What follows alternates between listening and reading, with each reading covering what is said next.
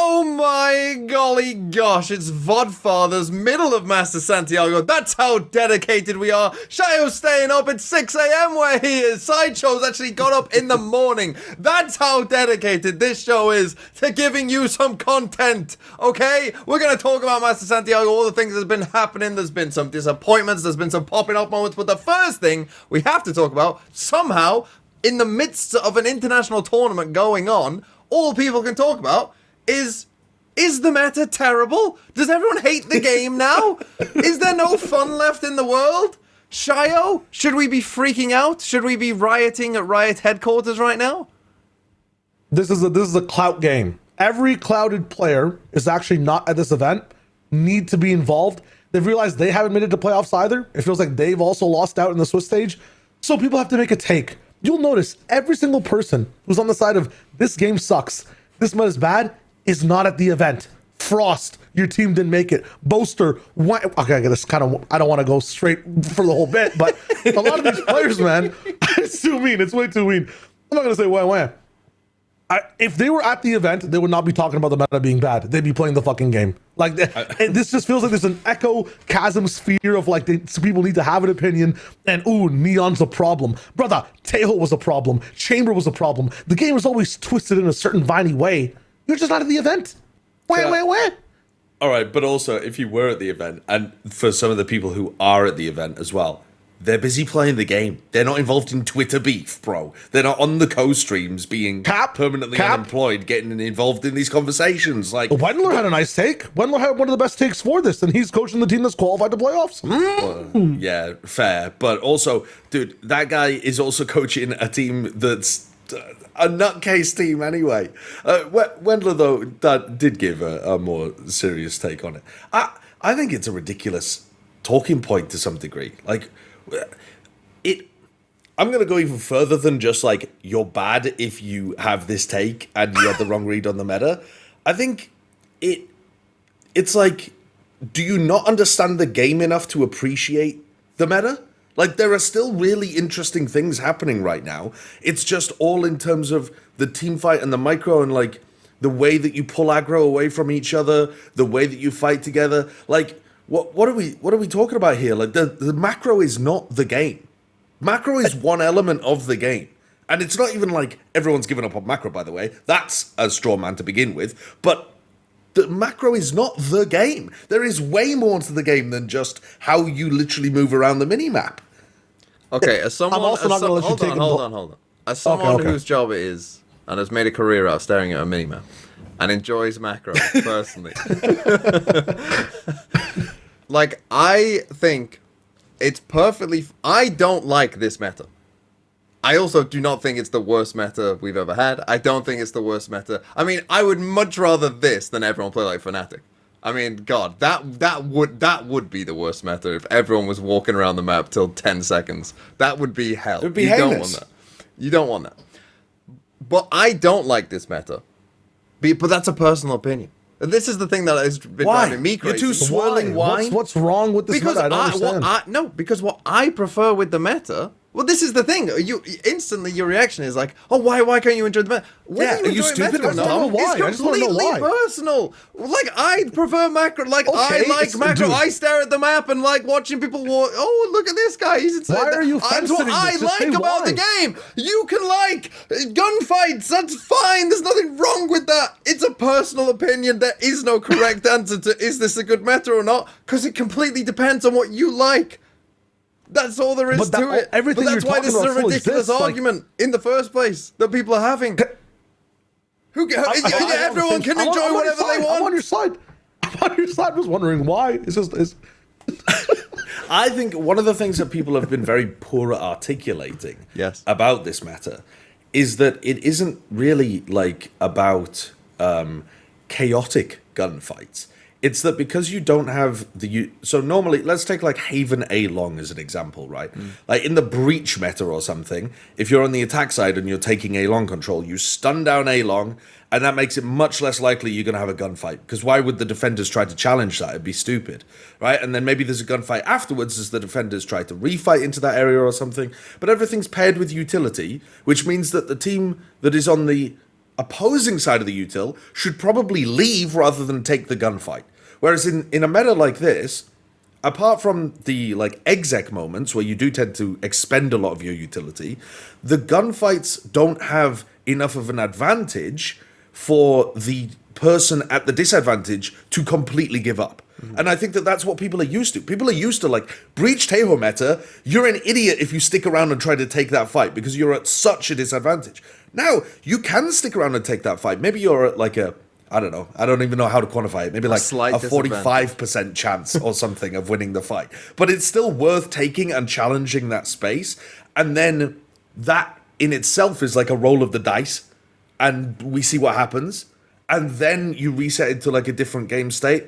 And maybe there's, you know, a lot of it happening all at one time. But it's like people are not necessarily gambling more. It's that the game state at the moment has less spots where you're just checkmated and can't contest certain areas, which I think is a fun, different dynamic for the game. Like, it's good to have some variance every now and then with how these metas play out. I don't think we should always be in you know, use your util to dominate areas of the map, and it goes like, I take A long, and now it's your turn to take A long, and then we like joust back and forwards. It's fun. I enjoy that. That's, you know, you can draw very pretty things on the minimap about who has presence and prio and clearing question marks and all of that kind of stuff. But it's good to have a meta like this every now and then. No, yeah, I agree. But I do think that you bring up the point of why perhaps people have been popping off about this is because it is quite different to maybe the normal rhythms we've been expecting, you know, for a while, and it feels different. Now, I would argue there's a different thing going on here as well, which is, as I say, whether you like a meta or not is personal preference. And if you like this meta, that's absolutely fine. And like you say, Sideshow, I think in terms of like a bigger picture zoom out, like it is maybe is good to have, like, you know, here's a meta that's more focused on micro and aim, and you know, we'll go back to a more macro one later and all that, and having like, you know, different cycles of that kind of circle. But I do think there's a different argument, which is it like a healthy meta? And especially considering, I think, in 2025 champs, after they nerfed Teo in 2025, that's probably the healthiest meta we have had in terms of things that are viable, things that you can play. I think, is this a healthy meta? I would argue it probably isn't that healthy, considering just how much double duelist is getting played. Right? There's basically one archetype getting played. And Chayo, I can prove it to you if you want. At Masters Santiago, if you take out Haven, there's been 24 instances of teams playing comps on other maps. 5 of them are non-double duelist, and 3 are by NRG. That's not healthy. Yeah, I was about to say NRG is the only outlier. Double duelist is not healthy. And if you consider the other 4 teams coming in, BBL played double duelist every map. Nongshim played double duelist every map. HE played double duelist apart from Corrode. Furia played double duelist, I think, apart from Haven and Abyss. I don't think double duelist, though. I think you're right, by the way. But I also think that just saying double duelist is a bit reductive. I think it's double duelist with no senti stuff. It's double duelist. Okay, yeah, sure. Like, but I agree with you because the stats wouldn't change that much. But no, I do think it's essentially like, that is the reason Haven is the one exception. It's because people actually play a senti on that map. Yeah. Well, like, sorry, go ahead. Yeah. Well, I was just going to say, though, to push back again, though, that meta that you're talking about, where after the Teho nerf, I think is actually an exception in terms of Valorant, rather than the norm. The norm of Valorant is that you see a lot of mirror matches, a lot of one meta actually being defined as the way that you play the game. It was great at the end of last year. Like, I completely agree with you. I just don't think that's normal. Well, I would push back a bit on that, because I would say often maps have a defined meta that might be one thing, but between maps you might get, for instance, on Split the meta might be double duelist with no senti, but on Ascent it's double initiator with a senti, right? And you might get mirror matches on those maps, but between the different maps you get something different. Whereas I feel like now, apart from Haven, every other map is most likely you're looking at some kind of double duelist no senti mirror, which I do think is a little bit different to most metas we've had in the past, with some exceptions. Like, but just in types though. Because like I'm thinking about think about Ascent as a map in general, where we just had the exact same agents mirrored as well. Yeah. At least nowadays, if you have Minibu on your roster compared to someone who doesn't play Neon, say like Kong Kong instead, right? Or I guess he also plays Neon, horrible example. But say you don't have like a Yoru Wele specialist and a filler as well. Some teams don't run the Neon. Some teams just go Yoru Wele. We have different at least I don't know options in the roles, right? Which I think I like the most. I feel like some of the discourse online, this is the cerebral part of it. It boiled down to like fuck Neon. It's so broken. Fuck the duelist role in general. I do miss Sentinels like as a role inside the meta. I feel like Viper is a problem as to why this gets enabled. Viper lets the double duelist comp gets away with. We could go for 5 years on Viper being a problem. Viper's been a problem for a while. But I agree with you, Shyo, and I think the line of controller and Senti. That's the thing about like, if you like this meta and you like what's going on and you like the micro side of the game, having a difference between a Waylay and a Yoru or a Neon. Like, you get those little differences and you go, oh, isn't that cool? Like, the slide with the Yoru TP or the Waylay with the Neon, whatever they're doing, right? And you can enjoy that. Again, for someone like me, who's more, like, I prefer the macro side of the game generally, like, to me, if you are someone TMV coder, you just want to watch people walk around the map and draw circles and shit, then, they're just running C again, right? And it can feel a bit safe. But you exist, though. You exist. You're just not the majority anymore. Because NRG have done that. Like they've won in that way. Yeah, that's fine. I'm willing to accept. Yeah. Sometimes you have to be in meta. Look, I've played card games enough to know. I've been through the fucking ringer. I've played Magic the Gathering with Oko, Thief of Crowns. I've seen bad metas. You ain't seen shit. I've seen bad metas. Okay.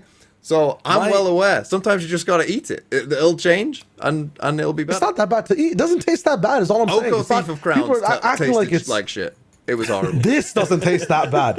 I think the biggest issue right now in the meta is just some of the moments that Neon presents, honestly, for me, and the fact that Sentinels don't exist. That's about it. I don't think an entire role should be represented, because there's a subsection of players right now watching Valorant that do not get represented ever. Like I'm having to change people's roles on VFL. I'm having to fake their roles. That's a huge thing too. Like you had those moments where like, oh my god, Rienz gets the 3K, and me as a Sova main, I want to jump in. I want to be like Rienz 7-loss streak. You know what I'm saying? Like at least it wants to put me in the game. You got like Cypher mains right now, fucking OD'd, and your shares just waiting for crewing to start playing. And I know that like who was it? There was one Cypher player, Itsu did pop off on Haven a little bit. Yeah, he went nuts. Yeah, it's just it's not as common. Yeah. That Haven game was actually a big difference because you had a Cypher player going nuts and then an Initiator player going nuts on the other side, which is really, really different compared to usual. But I think that Haven game also, if we're going to talk G2 T1 and use it as an example, showcased my biggest issue with the current meta is that when they were both trying to flood defend properly, it's very tough right now to hold any level of anchoring or flood defending because despite being in a non heavy, people are talking about it being not a heavy utility meta, there's actually still a shit ton of util on these execs, but it just gets burned up immediately. So the best thing to do at the moment is to play a lot of fast retake, where you bait as if you're going to be holding a site, you make the attackers burn up all their util, and then you get ready, boom, straight back into them. And I think PaperX have figured this out, and that's one of the reasons why they're really, really difficult to play against currently. But I don't like that. That feels like we're going back in time, bro. It's like that was... I think it's also one of the dullest ways to play the game, where, like I was talking about earlier, you're actually avoiding taking skirmishes, taking fights on sites. Like one of the more interesting modes of the game to me is when you have something like when XLG were playing against NRG, and XLG have got a very clear idea of how they want to exec on the B Abyss site, and NRG are trying to figure it out live. Like in a micro meta, trying to figure out what small adjustment can I make in terms of how I position, how I play through the smoke. I just saw that they do this flash on their exec. I'm going to make sure that I wait and swing immediately after that flash, and I think that that'll crack the whole defense. Like these little adjustments that the players are making are how you find enjoyment and as a viewer even in appreciating what the players are doing.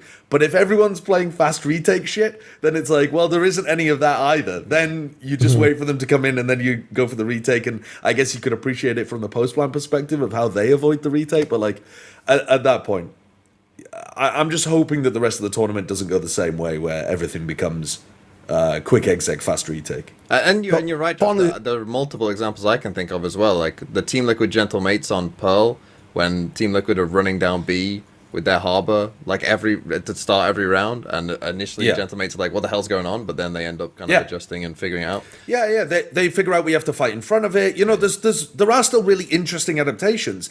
They're just not...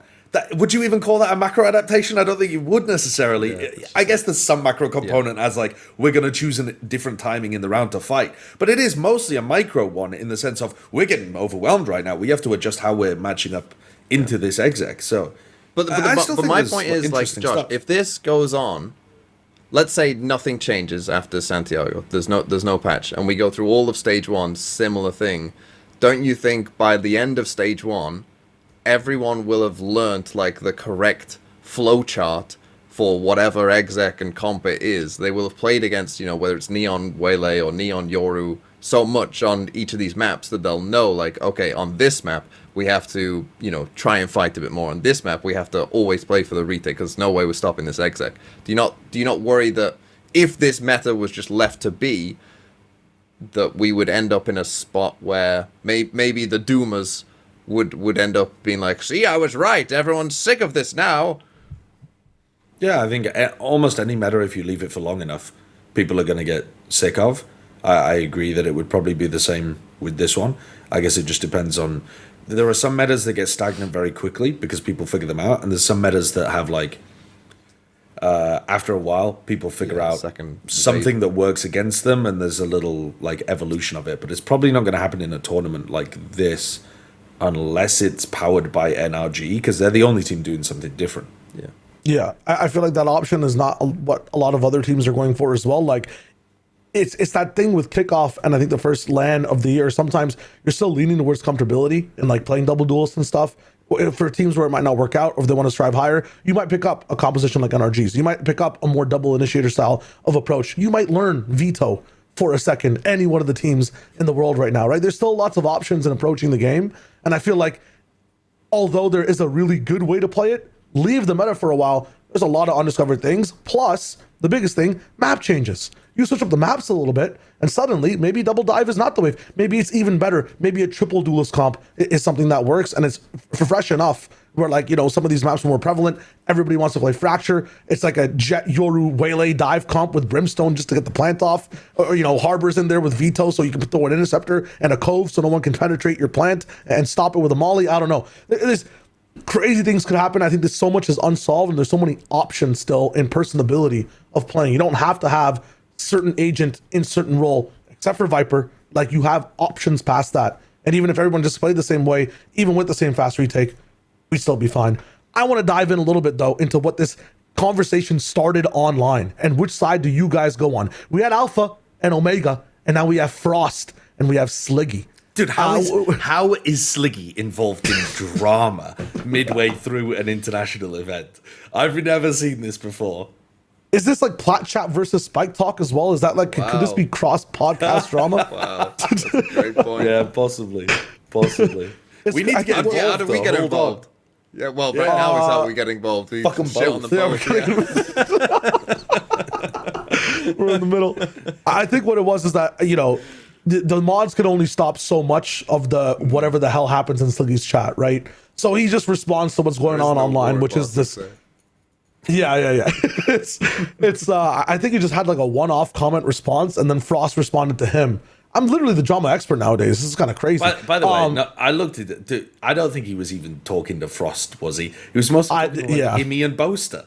Because Sliggy prefaces it by saying, I'm going to be a bit rude to my friends here. And I'm not saying he's not friends with FrosT, but he comes from the UKCSC. Like, he's talking about Immy and Boaster, surely. Yeah. But, you know, main character syndrome, you got to lock in sometimes. FrosT is that guy. So I think that's where it just stemmed from. I'm honestly with Sliggy on this one. I think we all are with the way we're talking about this kind of. Maybe not TMV. Maybe he's a closet froster. But, yeah, it's going to open and shut. It's just funny that this shit went down. And does it happen, or will it really affect the tournament? I think I don't think so. I think everybody that's playing again is just playing the game. No one's really thinking about this. The people that are there are doing what they're doing. So speaking about the tournament, let's move on to your hands getting hot a little bit. We're already in that zone. But I want to talk about specifically who the MVP of the Swiss stage is so far inside this hot hand segment. There have been many teams. Some of them haven't interacted with each other. I think like NRG, PRX, and whatnot. So it's hard to get head to heads. But for you, when it comes to value, TMV, you were watching the mini map. I hope you were also watching the scoreboards and the game as well. Who are you putting in? It could be a short list, or if you have a name to say, top player. I'm going MVP. to give you two names, and probably two names that would probably come up anyway. It would be hard to not say Martine, because Martine, I think, was it on Plat Chat, Josh? Was it you or someone said, oh, if Martine can continue playing the way he was? And I was like, well, he's not going to fucking continue playing at that level, because that's impossible. And then here he is, pretty much playing at that level still. So that's incredible. And the other one is Forsaken for me. Just like big moments. So obviously, like the round at the end of the NRG game obviously is like an absolute crazy all-time highlight. But even in other moments as well, there's just so many crucial moments that I feel like there was a moment on Split as well against was it NRG or was it in their first game? I can't remember. But I'm watching people like go into him, and I'm like, you can't give this guy even a whiff of a chance. He was in B main on Split on his own, and he's just doming people one after the next. I'm just like, you just can't take a 1v1 versus, like, in this meta of like, oh, you got to take a fight against this guy. Don't. Oh, it's Forsaken. Don't take the fight. Even if you are, like, that slight disadvantage for him is not a disadvantage right now. Those would be my main two. I'm gonna give you. Okay. I mean, I agree with TMV's pick, by the way, but I'm gonna give you a different name just for the variety of it. Marder. I think Marder was playing fantastically well over this Swiss stage, and I think that he's in a unique position compared to every other duelist, where he doesn't have the other guy going in, and he doesn't have a friend. He's lonely out there, but he's still like. He did have one of the worst clips of all time. Which clip? Which one? He jumped off the map on his own on a bit. Oh, yes. Dude, that one was crazy. That one was wild. We were looking at it in the replay afterwards, because in the moment, I was thinking, what? How has he done that? Looking at the replay, I think he was just too late to try to do his jump up, and he just straight leaps off. I've never seen it. Like, that is a crazy one.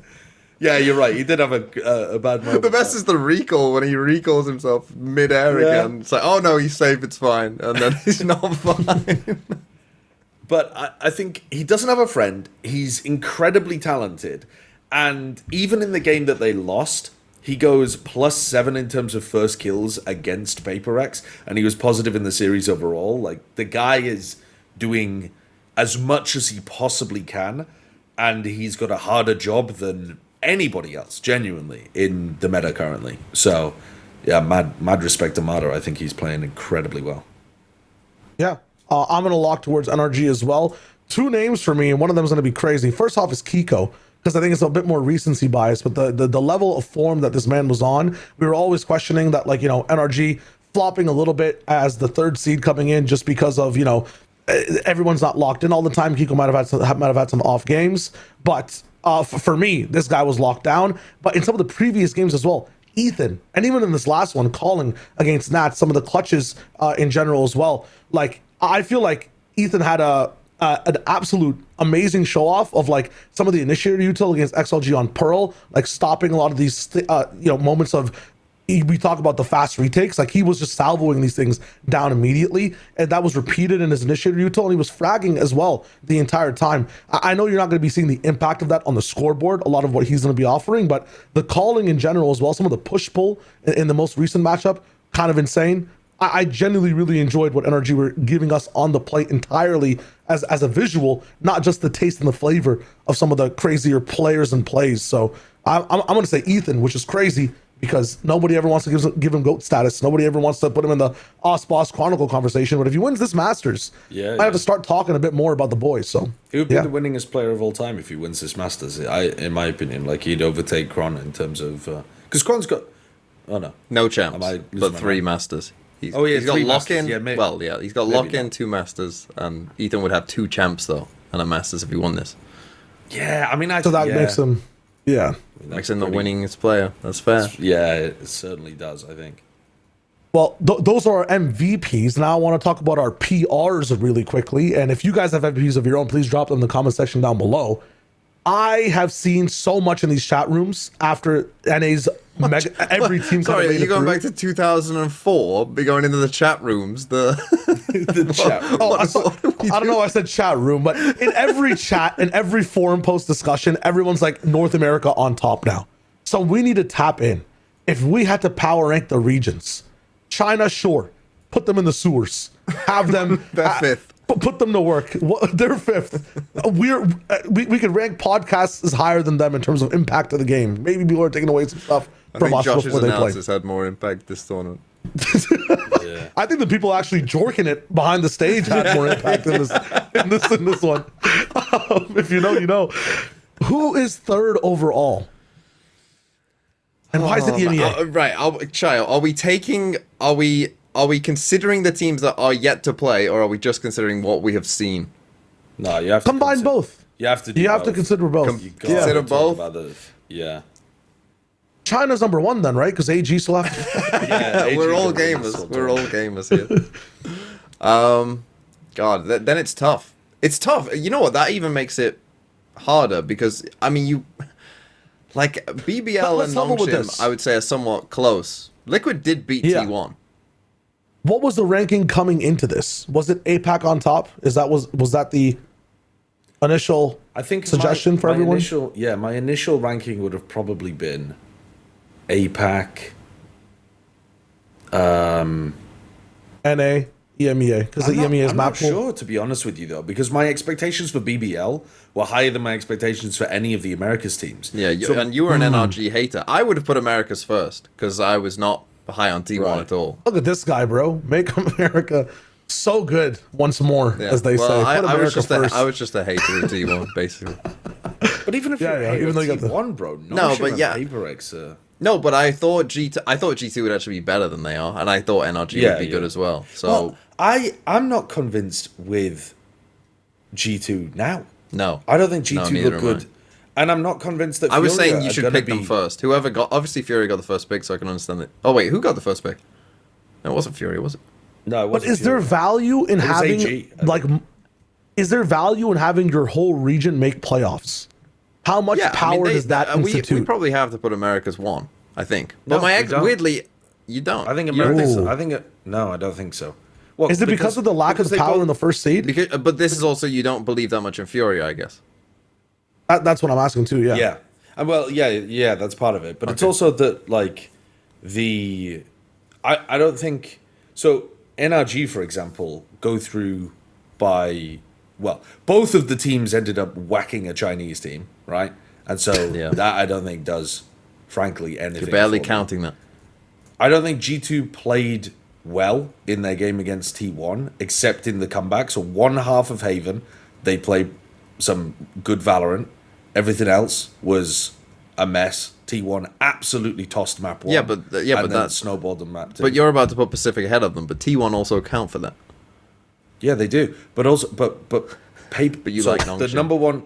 I like Nongshim, and PaperX are clearly the best team out of Swiss. Like, not even close, right? Like, Yeah. not even close.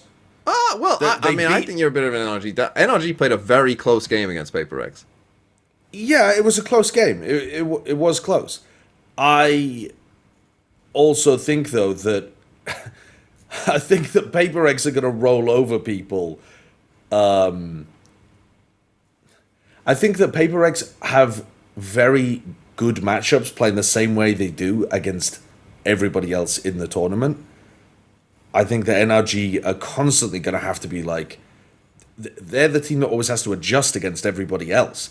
I think that's really, really difficult to carry on doing over and over and over again. I think it's just Okay. going to be harder for NRG.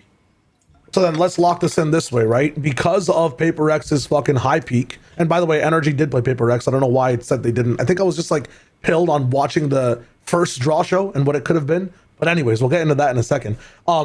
We've got Pacific on top because of PRX and Nongshim's like potential.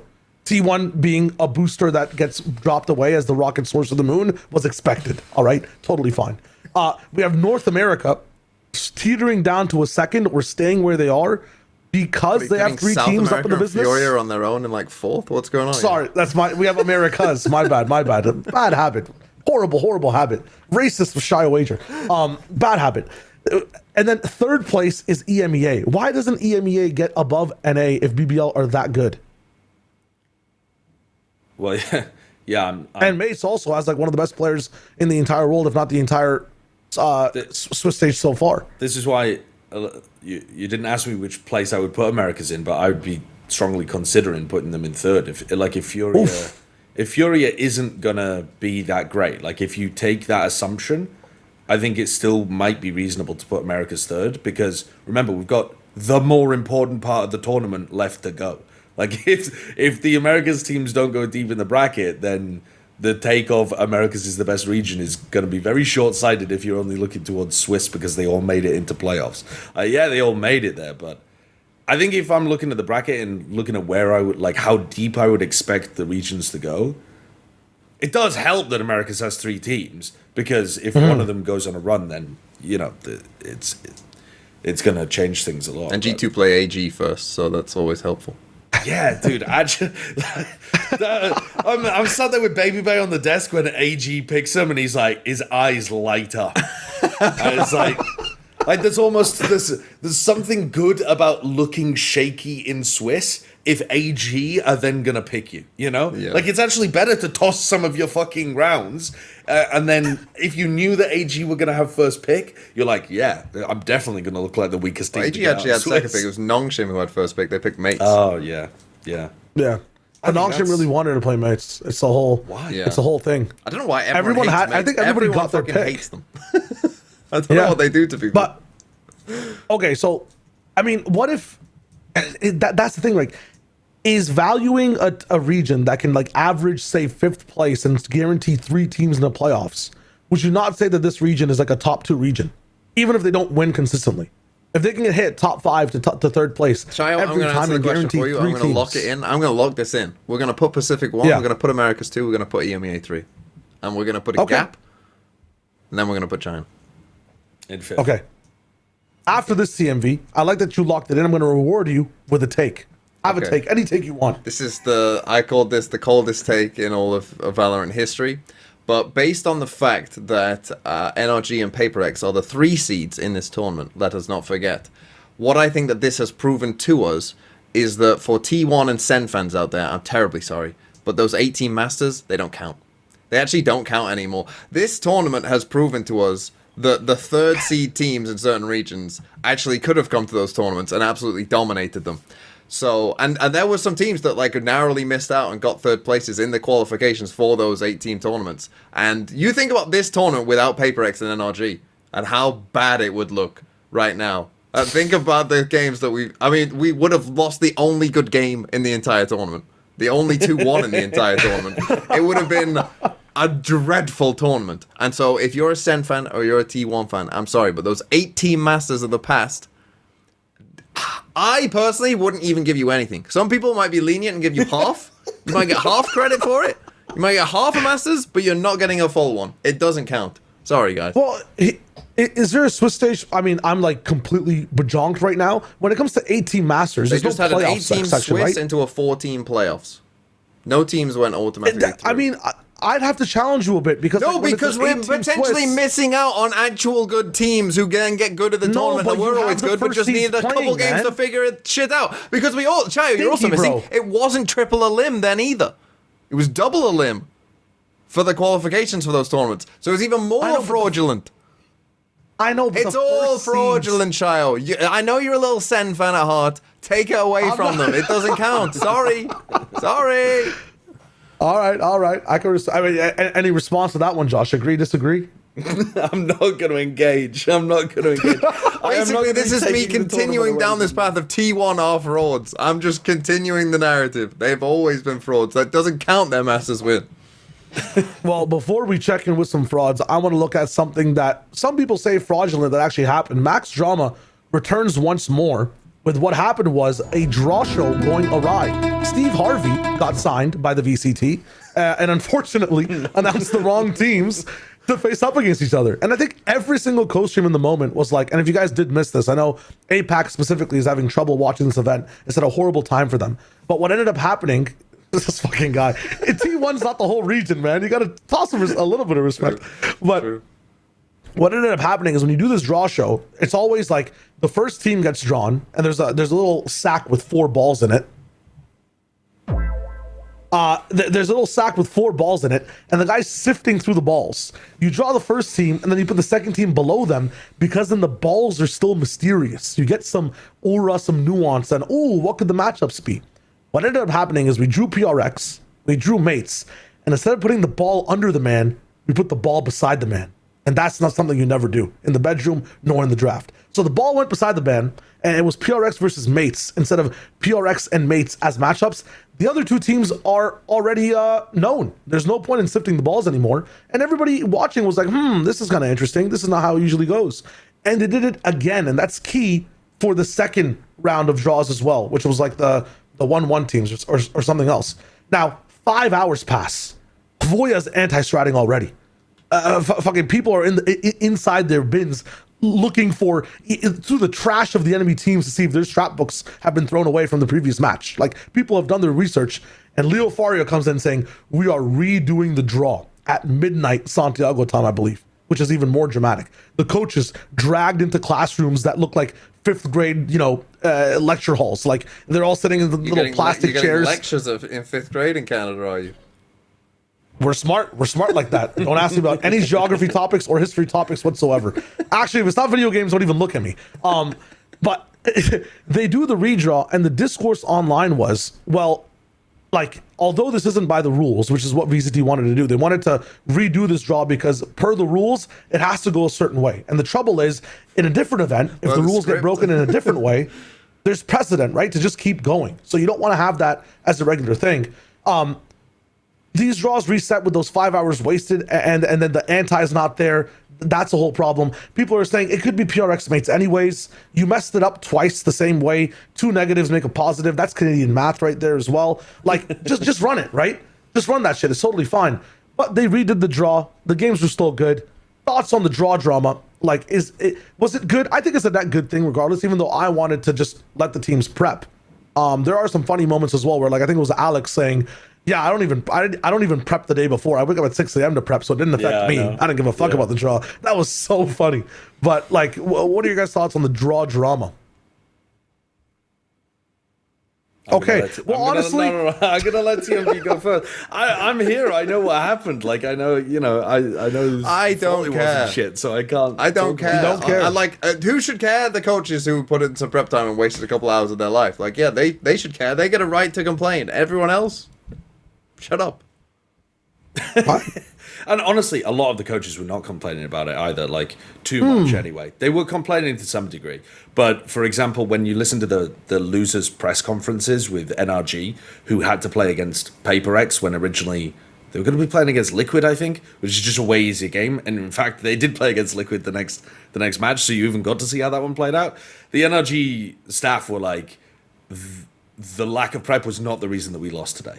Bonkar and Strong were very clear that this is not the reason we lost. Now, are they maybe slightly miffed that, like, they couldn't play against Liquid and just get a much easier path to playoffs? Maybe. Bigger thing, yeah. But at the same time, like, that is how the rules are supposed to go. So I don't think you can be too bothered when the second time around you get a harder matchup. You can't be too mad about that because in your head you're like, well, that was how it was supposed to happen anyway. We just maybe would have gotten away with something a bit easier. Now, I am thanking the Lord Almighty that we didn't end up redrawing, though, and getting a Chinese matchup between the two teams head to head. Because it was very clear that the Chinese teams were way behind. And I think that would have led to some other silly interactions. Hello? Oh, yes. Oh, Josh, it's for you. They mentioned China. They said there's a fraud alert. Oh, thank you. They said you mentioned China, there's a fraud alert, yes. I don't actually have my phone. Gonna use my wallet instead. There is a fraud alert, bro. There's an enormous fraud alert happening. This region is on pace. Whoa. No, they're watching this so slow. This region is on pace for their worst ever performance at an international event.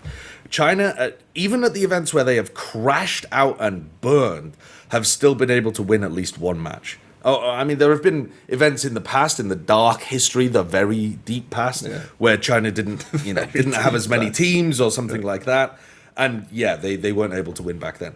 But in recent history of VCT, where China's been sending their full amount of teams, they've always been able to get maps. They've always been able to get at least one little upset win, and then they all disappear. And then, of course, there are some events where they've gone to podium positions or even won it, like the World Championship in 2024. But this is different, actually. It feels the same because we're primed for China to be shit, but it is different. This is way worse than usual. Well, and if there was I going to actually be a think, team Josh, that you was say going to that do we're well, primed for them to be shit, but I think, like, going into Champs 25, after Wolves had gone on their run, and I think EDG finished third at Bangkok, did they? but I mean, there weren't that many teams at Bangkok. But 18 Masters are fraudulent, is what you're trying to say. Or something. Yeah, 18 Masters don't count. Yeah. So, but we had a couple Chinese teams, like, do pretty well. And then obviously at Champs, I don't think any of them made it out of the group stage, did they? And now we've got this as well. But I think going into Champs, I don't think we would, like, the level of, like, our expectations, I feel like has gone way to the floor. Like, way to the floor. From, like, going into Champs. Going into Champs, I think it was reasonable to have decent expectations because they had done fairly well. But I'm saying going into this event, we were primed for them to be bad because... Oh, yeah. But I'm saying that's the culture shock. That isn't always how it was. Like it wasn't also, always complete poo-poo.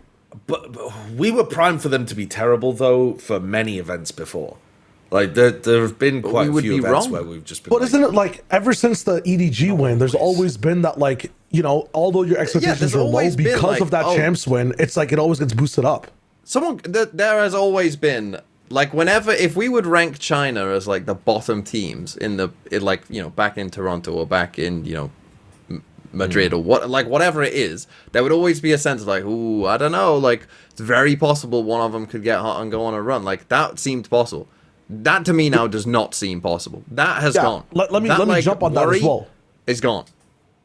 Yeah, because it's not only that, it's not even pre-ranking the event. It's after the event, there's always been but they didn't show up, or but there was like a sub, right? Like you think about DRG champions.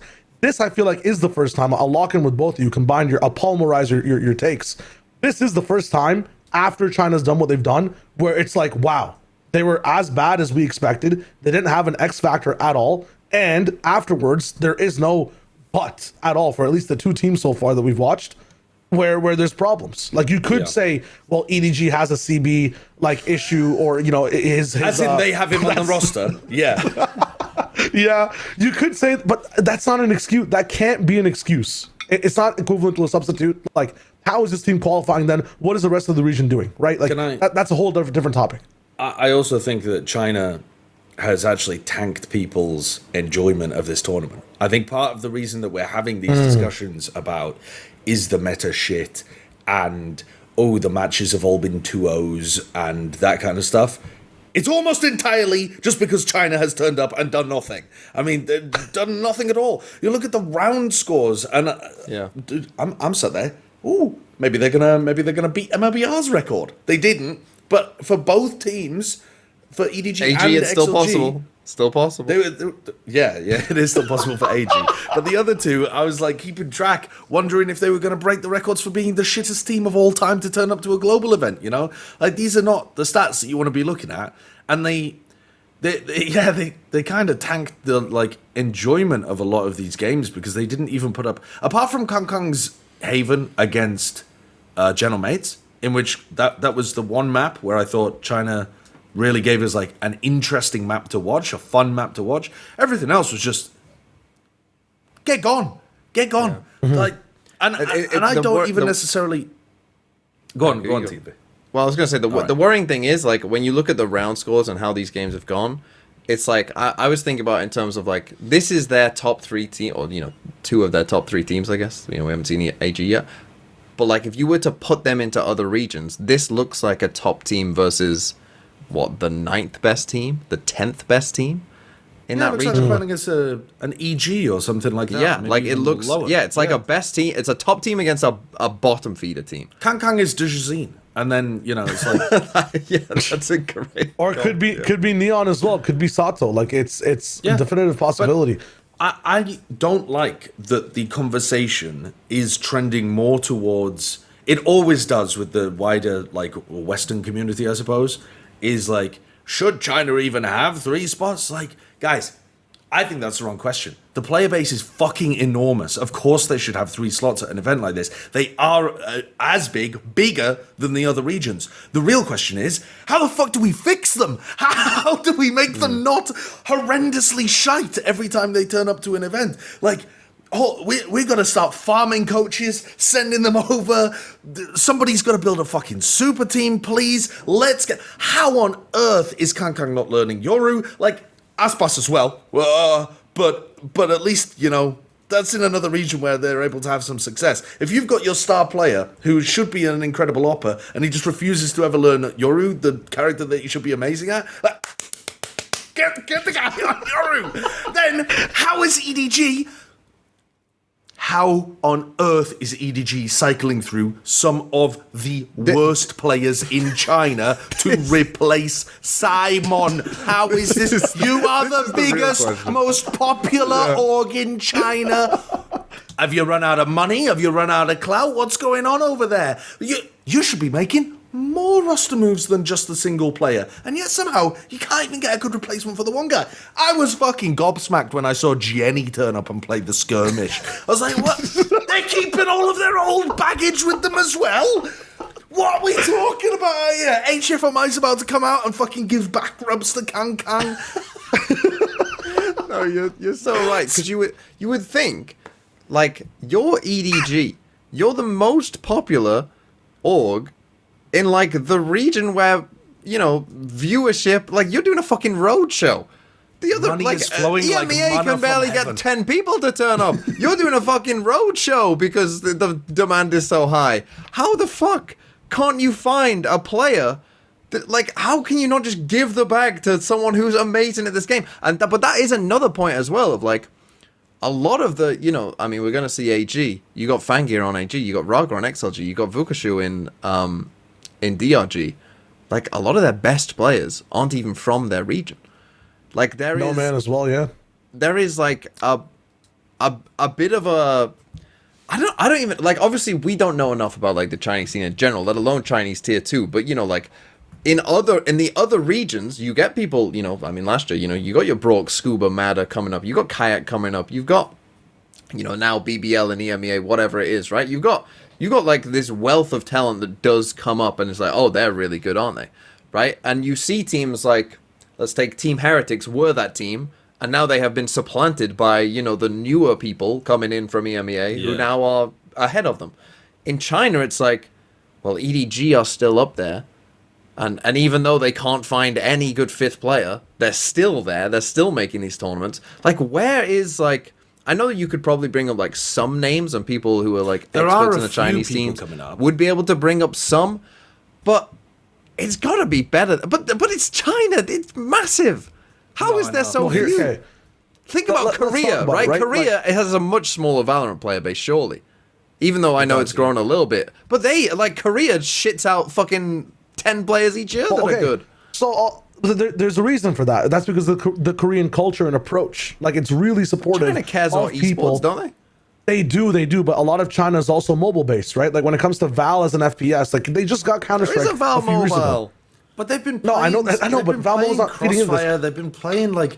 It's true, but when it comes to the culture, when it comes to these players, right? You brought up Mada, Scuba, Brock. Like, these guys took 3 years in the tier 2 system to get activated, and that tier 2 system took a few years in itself after the game was made, and after there's already like a bringing up tier 2 to Shyo. Sorry.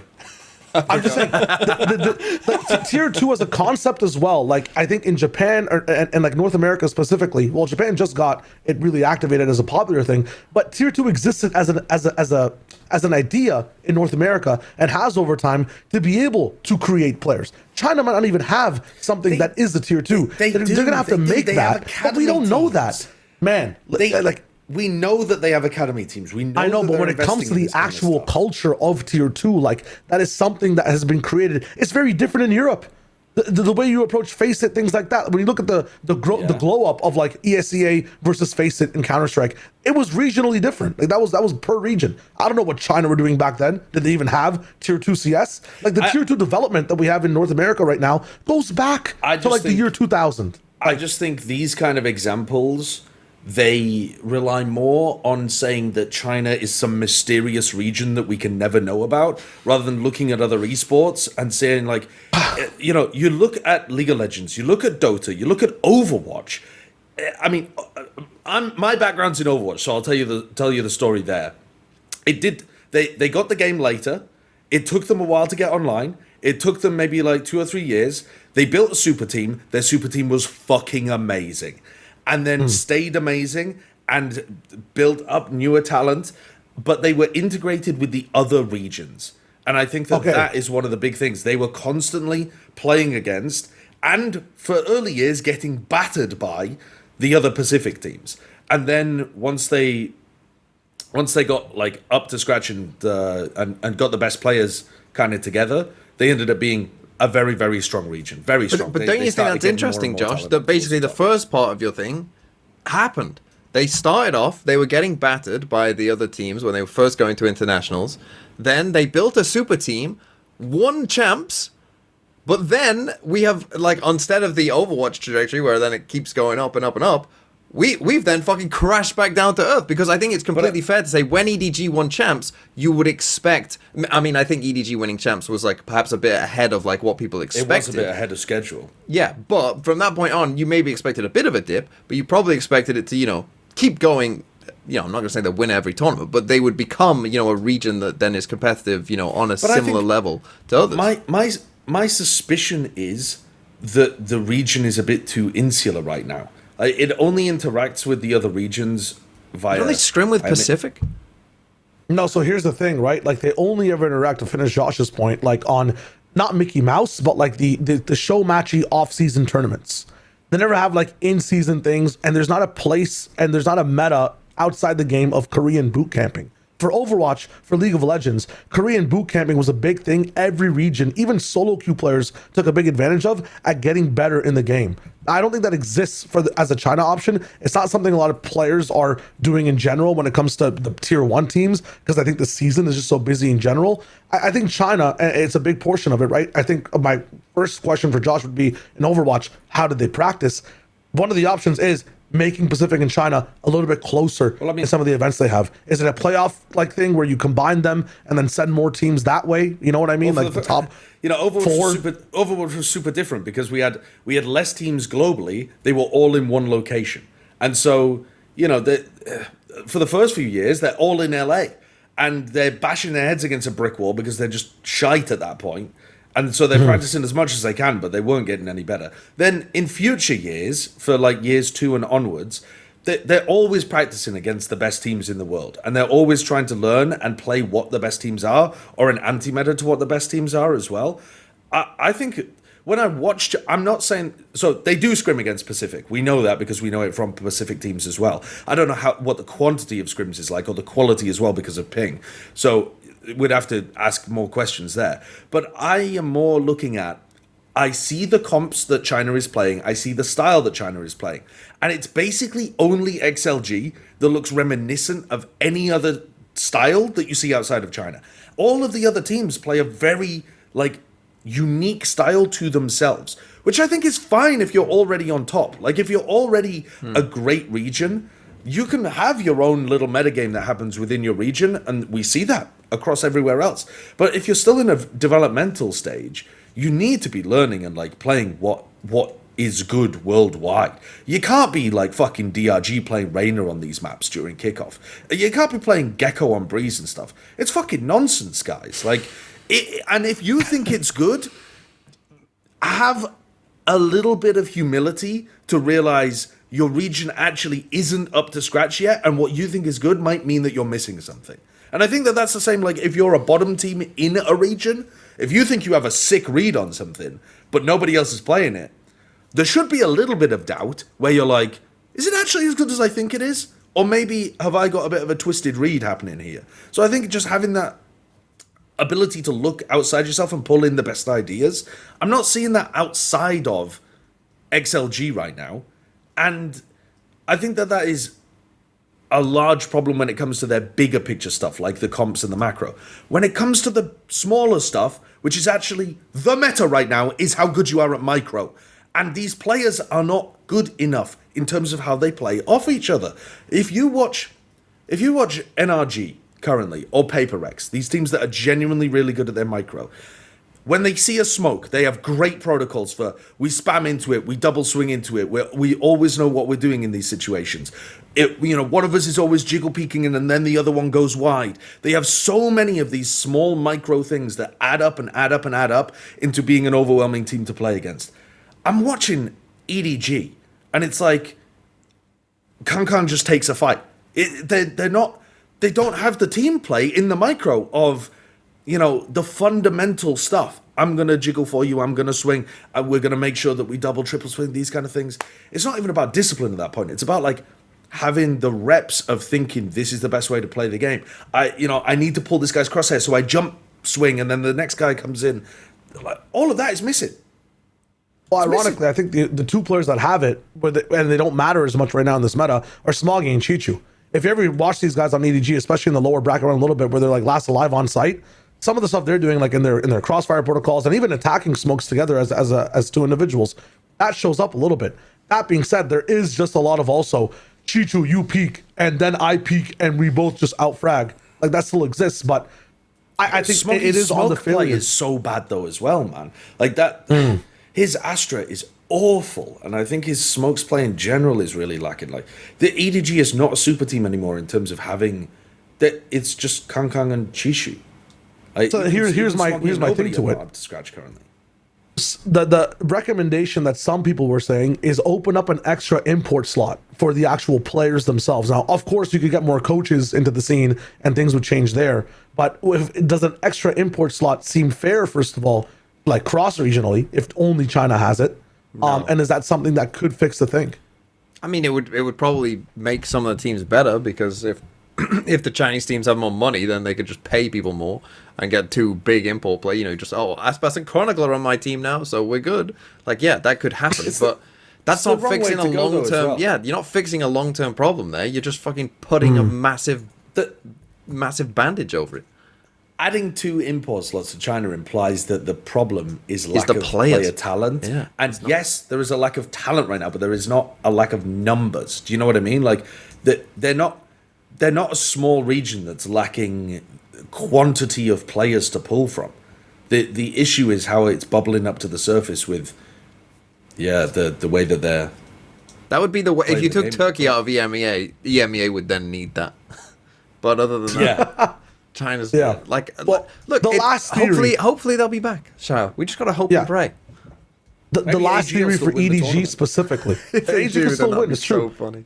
For EDG, I've ran my thoughts on it, my supercomputer theory thoughts, that like because they're saving money on CB, on HFFI, because they're trying to clone Kong with a chip inside that plays Yoru.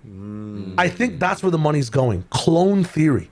Now, if someone comes in, doesn't speak much because they didn't, put enough research into the vocal cords and whatnot, just plays like crazy, is a silent player with no emotions, right?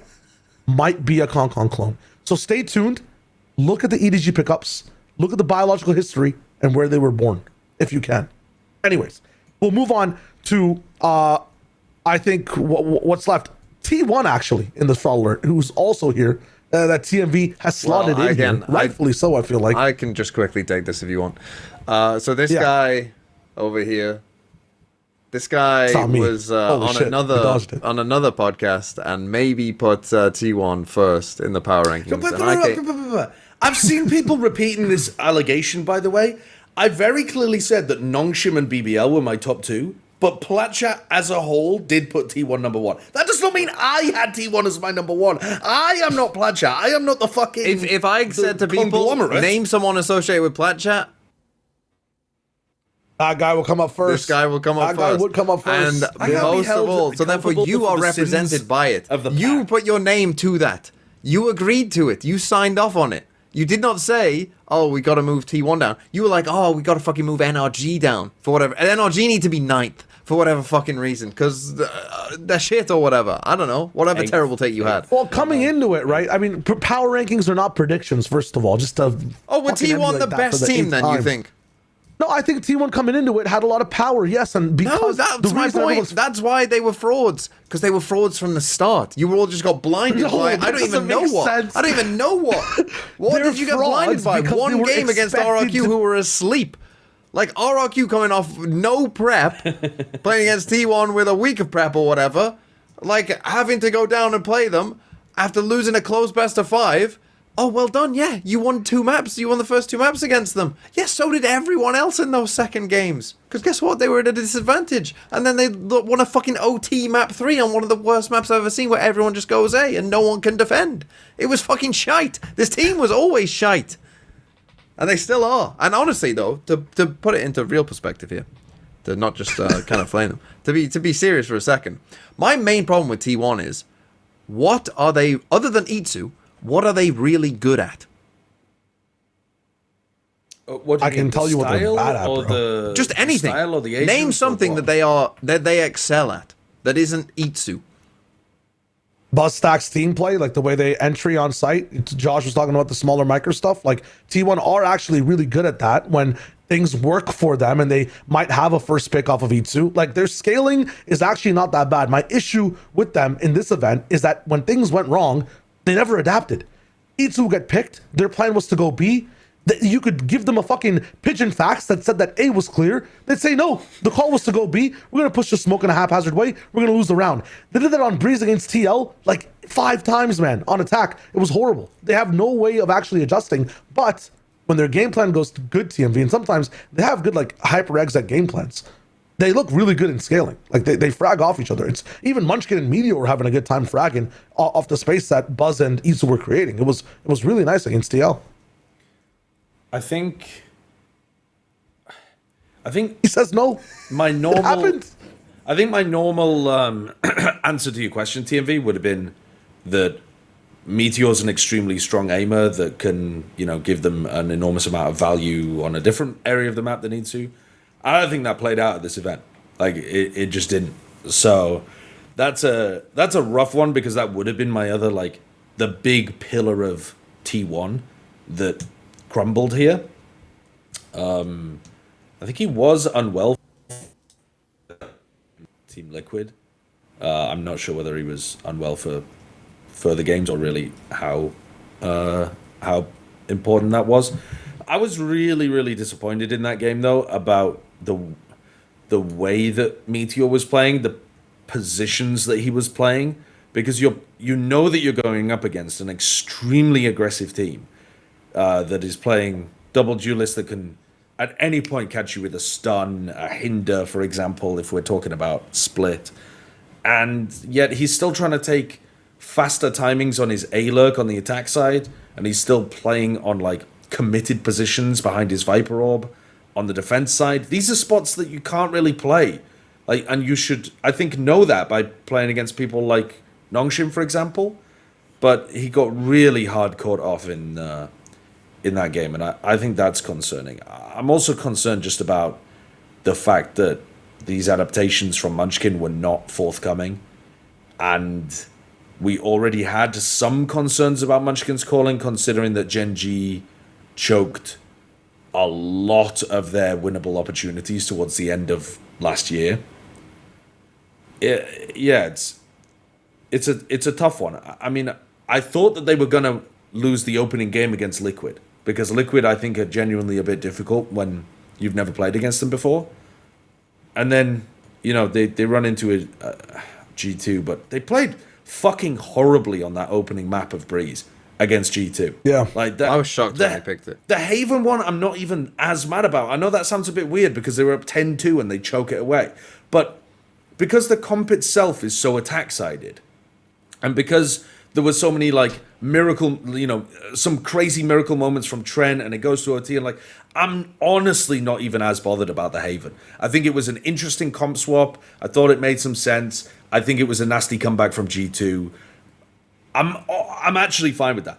the horrible rounds they were throwing on Breeze, to lose 5v2s, to lose so many advantage positions.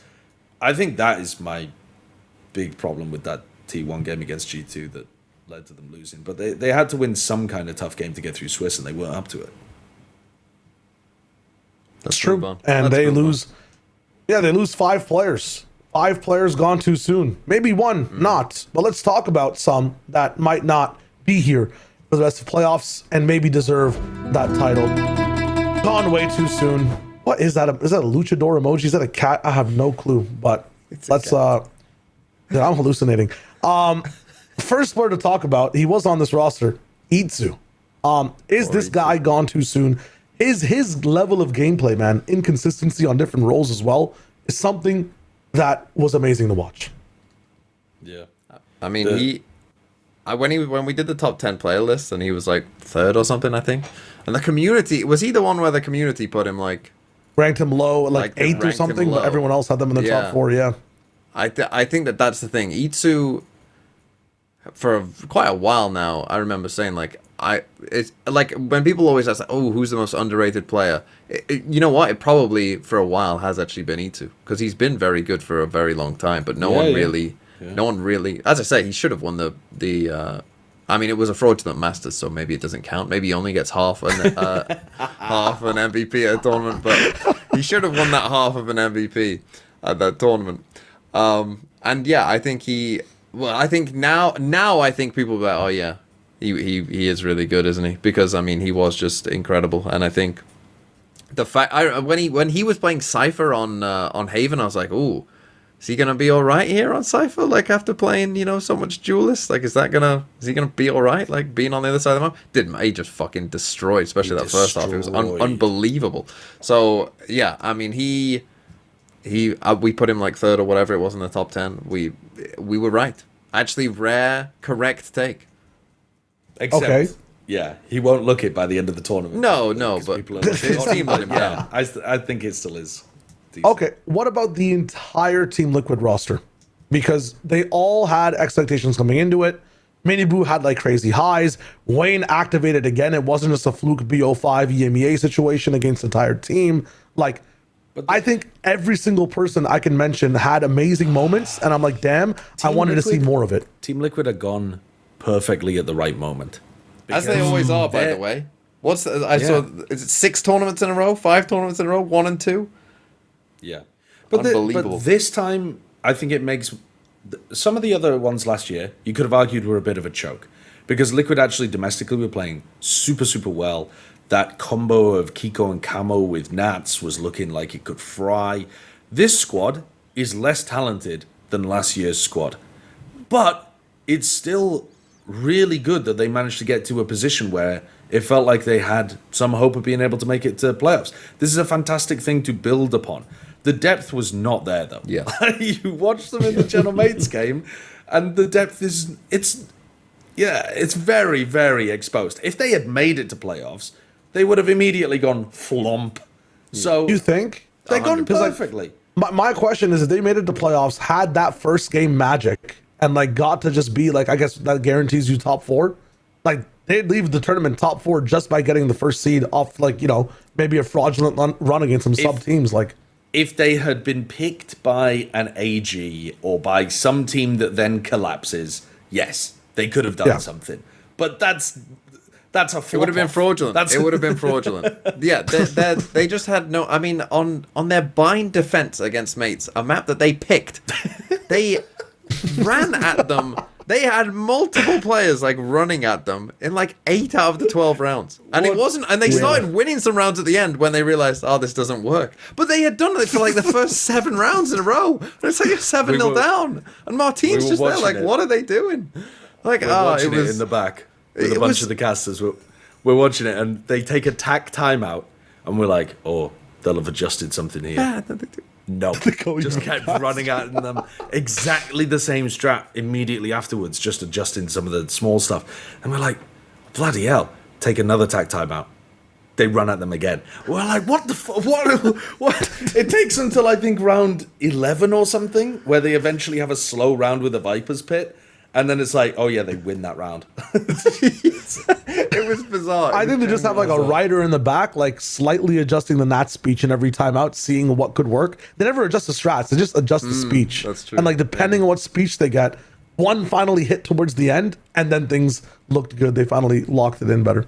Did you hear on the broadcast that Nats in one of his speeches was like, "Guys, bring up the energy. Like I need more energy from you." It was played. That one was not a Nat speech. That was Nat's tilting. Yeah, that was a bit of a Nat's tilt. Yeah, but I went back and listened to it because at one point he goes. Blah, blah, blah. I know you've got a stuffed up nose, but please give me a bit more energy. And he's talking to Mini Boo at the end of it. He says Dom, because I was like, who the fuck is Dom? Because I don't know any of the players' real names. So I'm like scrolling through, and I guess Mini Boo had like a bit of a cold or something, and so maybe he was not coming as much or wasn't giving as much energy or something. But Nats is like taking a moment in the middle of the game to be like, bro, blow your nose and let's fucking play the game. Genuine wilderness. Last team as well is XLG. Some players who were standouts for me. I mean, I got Noman on VFL, and Noman is touching my VFL with their eyes again because that shit is going down to the depths. I think I was like 99 out of 10, 9,900 out of 10,800. I was actually at the bottom, scraping. Rarga's gone as well, and then Chinaman. I don't know, is Chinaman the word? Man, the man of China, the guy at the top, Happywei, has also been axed down and removed. The highest performing player. All three gone. Are they gone too soon, or should they have been gone faster? Is the question. Because they had advantages in that G2 game, and I still think they could have won against G2 genuinely on that opener. G2 looked shaky. They had the lead, and then they got X-factored like 3 times by Baby Bay and Trent. Like it was fucked. Yeah, but Shyo, my problem is the teams of this tournament have good players. That's why they're here. Like these teams have good players. They are good. Like especially in this meta, we've seen it a lot. Like like Forsaken in the last round against NRG. What are you gonna do? Sometimes Sometimes it's just like what are you gonna do? And that's I think one of the problems. They weren't up to it. They were not. If you're gonna pick a player from China, if you're gonna pick a player from China that was goon too soon, I'd even be picking Kankan because I think he played better globally than he did regionally. Yeah. He's the kind of guy that like. Probably, he steps up to these kind of global situations. The team around him gone perfectly in time. But Kang, it would have been nice if he could, like, I don't know. We'll put Kang onto a different squad and he gets to put him on AG for a little bit. Yeah, exactly. Could be a lot. How do last minute signings work? Has there ever been a thing in esports where like a team gets disqualified, doesn't make it through Swiss, and then someone signs one of their players as like a sub? Has that ever been a thing in the history of Overwatch, Josh, for you? Hasn't happened. It's not possible in Fortnite, but... Where somebody gets eliminated and then immediately gets signed to a different team. That's in playoffs. I'm not sure I don't think that's even... Is that allowed? It's not allowed? I mean, damn. The closest that we've come to it is Demon 1. Hopping around, going from Cloud9 over to EG was pretty similar. No. Yeah. I've got a question for you, though, Shyo. Yes. You've been up all night, right? What time is it where you are? It is currently 7:30 a.m. Wouldn't it be nice if you just had some way of being able to pick up a real easy breakfast that you could just... You didn't have to put too much thought into. It was just there, readily available, packed full of protein. Wouldn't that be like a nice thing for you to have lying around? Honestly, I would really much prefer that. My body needs fuel, Josh. It needs fuel. Well, it's funny you say that, actually. Fuel. Oh, yeah, We're never going to get sponsored by Huel ever again. Let's talk about our sponsor for this episode, which is Huel. I think there's a huge amount of people in esports that will do the thing where they sit down at their PC and they will forget to eat anything for a long, long time. Because I know that my wife especially does that, and her way of addressing this is to use Huel because it's super easy, ready to drink kind of stuff. I mean, if you wanted to just get up, immediate breakfast. If you can't be bothered making lunch, use it as a complete meal there. She loves the taste. It's got 35 grams of protein in there. If you're looking to go absolutely nuts in the gym, TMV? Yeah, always. You look like it. What the fuck does that mean? Sorry, I just a little roast in there as well. I don't know. Yeah, and it's like under $5 I'm per roasted meal. by this and guy. Under $5, it's like it's way faster than doing any kind of meal prep stuff. It's very filling as well. It's the kind of thing you're looking for if you are locked into playing video games, or for example, watching Master Santiago, and you just want something that's extremely convenient while still giving you 27 essential vitamins and minerals, because that's what you're looking to do. You're not a parrot that wants to lick salt off the cliffs. You need your vitamins in different ways, like for example through Huel. They also have the powder as well if you wanted that kind of stuff with the same high protein and meal benefits and that kind of thing. But to be honest with you, I know you're a lazy gamer. You want the pre-built stuff from Huel. So if you're trying to stay consistent, very, very simple. Get Huel today with the exclusive offer of 15% off online with the code Huel.com/Vodfathers. We also have a QR code there, which I assume will work rather than send you to being rickrolled or something. So yeah, Huel.com/Vodfathers. New customers only. Thank you to Huel for partnering and supporting the show. If it's good enough for Sideshow's wife, it's good enough for you. Exactly. Yeah. Co-signed. She's a yoga teacher who does care a lot about her health, so there you are. Let's crack on though with the next topic, shall we? It's the stat of the week, and this time, instead of being Sideshow's stat of the week, it's Shyo's stat of the week. He is the nerd with the Excel spreadsheets this time. Yeah, I gotta level up a little bit. Yeah, to be fair, it could just be the most basic ass shit of all time, which it probably is. But I actually wanted to have a bit of fun with it. I wanted to get deep into stuff. I wanted to look at mirror non-mirror stuff, but I think RIB's not actually up to date yet. So I went on the Spike and just looked at some basic stuff. And I want to quiz you guys. You've watched a bunch of these games. I think you probably looked at some of these stats, so you might be cheating, but we'll see what's up. The China games have not been encoded in my brain, so true. That won't count for me. We got 5 or 6 questions here, and I want to keep a score between you two to see who knows Santiago better, the guy in the mountains or the guy doubting the mountains the whole time. So we'll see what is good. Doubting because I just wanted to throw a T1 like jab in there. You don't like who's at the event. Yeah, the guy who's in the mountains or the guy who forgot them because you don't have the China games. Ooh, okay. We're chilling. First question. Which agent had the highest pick rate in the Swiss stage? I'm pretty sure I know this. Okay. I'll let TMV go first. If you guys... Well, Josh is still thinking. TMV, you know this. You've buzzed in. Let's see what you know. We're if doing a you buzz? know what it is. Okay, I think... Can I... Go ahead. Josh will give it to you. No. What? Is that how a buzz well, I was works? gonna say- Buzz in. Actually... Nah, you go. I was gonna say I don't know the answer, so I could Okay. guess, and then TMV can confirm if you're pretty sure that you do. Because Okay. I was thinking the most obvious one is probably Yoru because people are playing a ton of Yoru. But then I was thinking actually people are playing Viper on almost every map. But those would be the two ones that I was thinking of. I think Okay. it's Viper. TMV? You think it's Viper? Viper would be correct at a 46.67% pick rate at the moment. Which is 46. 46, yes. Wait, that's way lower than I thought. I go back to the stats for Santiago specifically as well to give you Yoru's. Yoru's for the moment is at a 38.33%. So in like VLR almost has- similar fashion. Well, hold on. I'm getting up VLR. VLR has Viper. Is VLR different stats? Yeah, VLR has it at 67%. And Euro at 55. I mean, I'm still is Viper at and Euro. 46. Well, I'm doing this off a completely different site, so maybe I'm a stinky individual. So No. So the way that it'll work is, Yeah. your stats will be based on rounds. VLR stats are based on maps. So VLR says what percentage of maps is Viper picked on, and yours will probably be looking at what percentage of rounds is Viper included in. Those are Okay. two different things. I prefer VLRs personally because it's like how many times does it actually get locked in?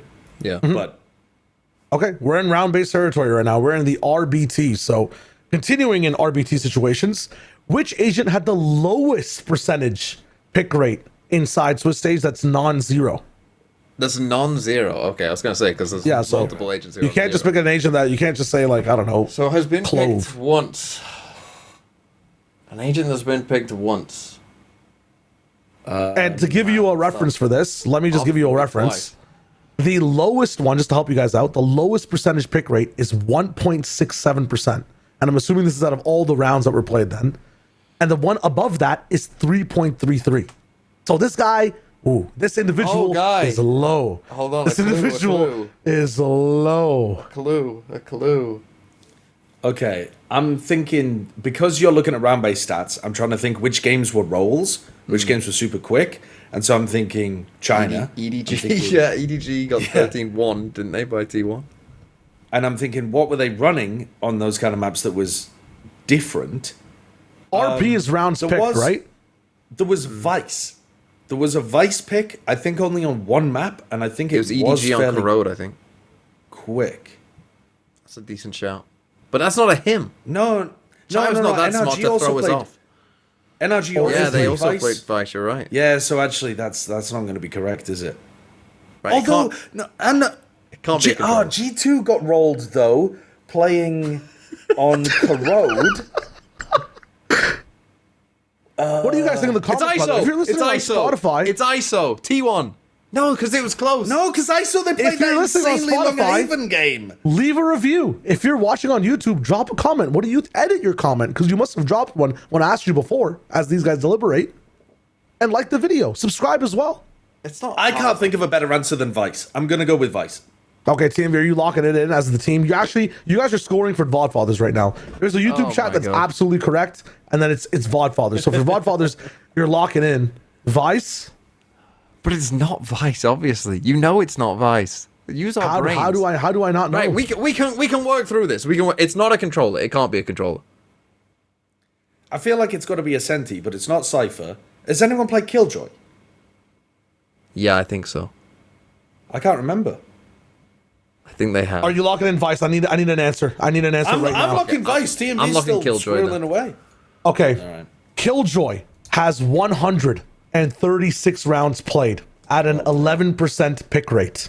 Vice Terrible pick. has 41 rounds played at a 3.33% pick rate. There is an agent that has 23 rounds played. I don't know how this is possible, at a 1.67% win rate, and that is Vito. Vito has been picked at a 1.67. You forgot about the boy. I did. I genuinely did forget about the boy. Completely forgot he existed. I was literally running through Yes, the in the Paper X NRG In the Paper X, yeah. game. Yep.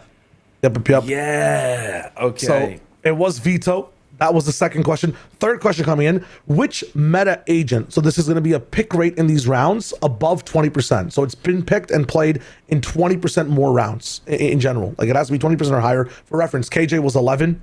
Yoru was at like 38. But which meta agent has had the best rating overall in the Swiss stage? Highest rated agent. well, I mean, Martine's going to be dragging up the Euro. Yeah, it's gonna. So the Yoru, I But you have to would understand, a lot of these duelists are also like, you go in and you die half the time. And the rating might not be as high. Don't think the Yoru goes in and dies very often though. Who's had a terrible? I mean, CB might be dragging down the Yoru performance, but he was also playing a bit of Neon. neon on some of their maps. Yeah, but he's also dragging down the Neon performance.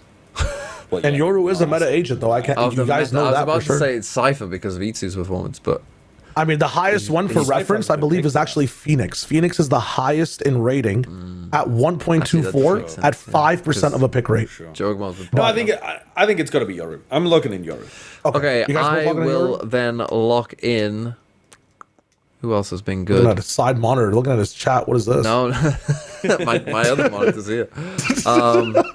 I will lock in. Who's been good at this tournament? Martine, Forsaken, Forsaken. F it, Omen. Omen. Okay. It's actually Fade. Fade is the highest. At You know what? I was actually 1.15. thinking Fade Oh, you know because why? Trent was in my brain. Yeah, but, you know why it's Fade? It's Trent on Haven. Yeah. Well, and Envy as well. And Envy has been Envy popping also off as really well. popped off. Yes. And I was Yeah, thinking that. Envy You and know what I Trent- thought though, Shyo? I thought WS Leo will be dragging it down. Don't even consider. But the thing Fade. is, Does he only WS play some Leo rounds? didn't get to play that many Yeah. rounds comparatively to Envy. And you got to think about like the 3 games played as well versus the O2, right? So like G2 specifically bring it so far up, 21%. So it's right there in terms of round played pick rates. Like it's at the almost bottom, at the very bottom. 1.15. Yoru is at a 1.09. So very close, almost up there in rating, but not quite. Next one, which percentage of players / how many players at this event played more than 100 rounds of Valorant? So for reference, there's 40 players. How many do you think played more than 100? You can count out, I guess, like Okay, well, next to the Chinese team, so that's 10 gone. Most teams, most players are playing only 4 maps because they most are playing maybe like 6. 5 maps. Some people are getting 2-0'd, some people are getting 0-2'd, and then some people are getting 2-1'd. So it's going to be on average about 5 because everything was a 2-0, right? Apart from one game. So it's going to be slightly higher than an average of 5 maps played per player. Each one is probably like 20 rounds. So that would be about 100. I'm going to say it's just under 50% because there was some fucking rolls in there too. So you're saying only 20 players. Okay. I'm going to look in 40. How many total players are there? 40? 40, yes. Players. In the Swiss stage. I'm going to say 15 players. I'm going to say more. I'm going to say 25. 25. The answer is, it is 25. 25 on the dot. 62%, I believe, is what it is, or 67. Maybe not 67. I would remember that. But yeah, 25 players. Out of these 25 players, this is the last question. Who is the lowest rated player out of these 25 that got to play of the ones who played the 100 rounds? Games. Oh, Yes, so I was who about is to the say it's got to lowest be rated WS player? Leo, but okay, he didn't play that. Oh, I think I know who it is. Okay, let TMV think. Let TMV think. I want to see TMV's thought process if you have a guarantee. I think is the I have a lowest? guarantee. Let's think of the teams. It won't be G2. Well, it could be G2. Yeah, I think it might You know be what? Liquid Player. As he thinks, Josh, who is your player? Well, but he's No. I'll think differently to you. You're all right. Okay, I'm pretty sure it's something. Because Ooh, that's a decent shout. Paper X played the only BO3 that went to 3. He's likely to have over 100 rounds, and I know that he was low rated, like surprisingly low rated in Swiss. Okay, I'm gonna go then for. I'm gonna go Ethan. Okay. You guys know some big ball. Something 0.69 lowest rated player. Ethan right behind him at 0.82, getting tied with Meteor and still being the lowest rated. Bro, But but also, you say right behind him, 0.69 to 0.82 is actually a giant gap. Yeah. Like, something is down there right now. And how much was he on VFL? Way too overpriced, I would assume. Well, yeah, but but he might have popped off. He still might rage pop bait, off. Rage bait. Just because of that. The rage bait alert. Let's move on to something calming. Actually, something that might excite you the other way. Some certified bangers. And I hope you guys enjoyed the side of the week. We'll be back with some more of that. I really like that segment. Boom. We got the draw show coming in. We got some bangers on the board. First of all, that draw show, just to talk about it a little bit. This is the Almost second got draw that one show wrong for as the well, playoffs. by the way. We didn't talk about that. But they initially Yeah. got that wrong too. And I said, thank God there are other people on the stage. The Nongshim coach picks mates, and then we rock in with It's it's Paper PRX. X! And then the coach beside him, I forget which team he was on, but he's like, bro, it's not your team. And he's like, huh? I don't know. Hey, it's mates. It's mates. We don't want to play Paper X. It's mates. And they're like, oh, my bad. Oops. That's not what it says on the script. Oops. Craziness. Oops, But not it's Jim, you really meant to cool. pick Paper X. It's really cool that it seems like every team got their pick. Nobody had to Cap. Really? Cap. What do you know? I don't know. I just definitely. So Nongshim definitely got their pick, right? Because they're the Pick first first, pick. yeah. AG Yeah, got I the think worst team. AG, I think definitely would have wanted to pick G2. The Yep. one that I'm calling cap on is Furia because No, he said he wanted PRX, and Koala Noob said it on Twitter as well. people can lie. It's crazy. Not my players. Dude, there's no fucking way. Like, they're bigging it up. They're giving it the chat. They're giving it the aura because that's what you have to do, bro. You No, have to- wrestling you is have real, to- Josh. Wrestling is real. They actually get hurt in the ring. Hell in the Cell actually happened. Money in the Bank exists. It's a real thing, guys. It was aura. Coach Shaw coming out picking Paper X when he had the option to maybe go into NRG. That is aura. But it's much of a muchness anyway. Like NRG are already a really good team, and it's a team that you've been playing against more recently. Like might know you a bit better, might have maybe better prep against you, something like that. Maybe you even do quite want to play against Paper Rex. But I cannot believe that if Furia were first pick, you're telling me they would have picked first pick Paper Rex? It's insane. I don't believe it. I just don't.